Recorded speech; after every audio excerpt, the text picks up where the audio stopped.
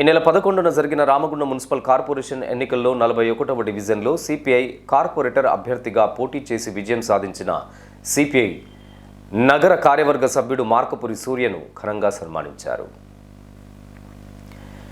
ఈ మేరకు బుధవారం సాయంత్రం ఐటింగ్లైన్ కాలనీలోని ఏఐటీసీ కార్యాలయంలో ఏర్పాటు చేసిన ప్రత్యేక కార్యక్రమంలో రామగుండం కార్పొరేషన్ 41వ డివిజన్లో గెలుపొందిన అభ్యర్థి మార్కపురి సూర్యను భారత కమ్యూనిస్టు పార్టీ కమాన్పూర్ మండలం మరియు Singareni collieries workers union AITC తరఫున ఘనంగా సన్మానించారు.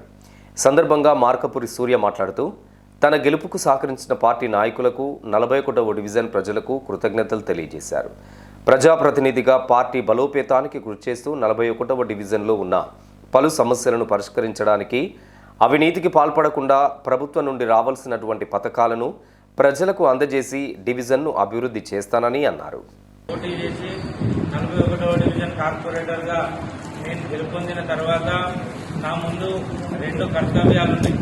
ఒకటి, నేను ప్రజాప్రతినిధిగా కమ్యూనిస్టు పార్టీ నిర్మాణాన్ని పెంచడంలో ముఖ్యమైనటువంటి పాత్ర పోషించి కార్పొరేషన్ స్థాయిలో పార్టీని పటిష్టం చేయడం ఒకటి. రెండవది, నా డివిజన్ను అభివృద్ధి చేయడం ద్వారా కమ్యూనిస్టు పార్టీ అభ్యర్థి కనుక పోటీ చేసి గెలిచినట్లయితే మన డివిజన్ ఈ స్థాయిలో అభివృద్ధి చెందుతుంది.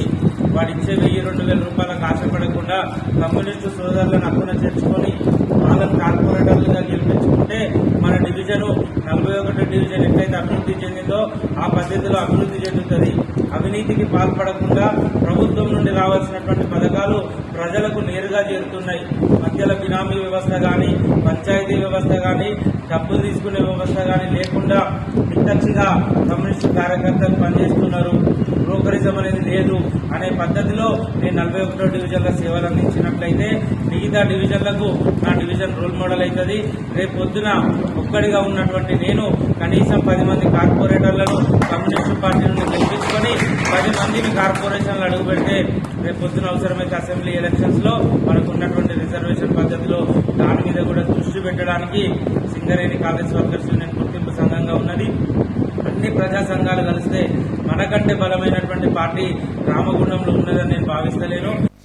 ఈ కార్యక్రమంలో పెద్దపల్లి జిల్లా సిపిఐ ప్రధాన కార్యదర్శి సదానందం, గౌతమ్ గోవర్ధన్, ఎల్ ప్రకాష్, జీగురు రవీందర్, రాజరత్నం, అన్నారావు, కొండ్ర సత్యనారాయణ, సాంబశివరావు, నాయకులు, కార్యకర్తలు అధిక సంఖ్యలో పాల్గొన్నారు.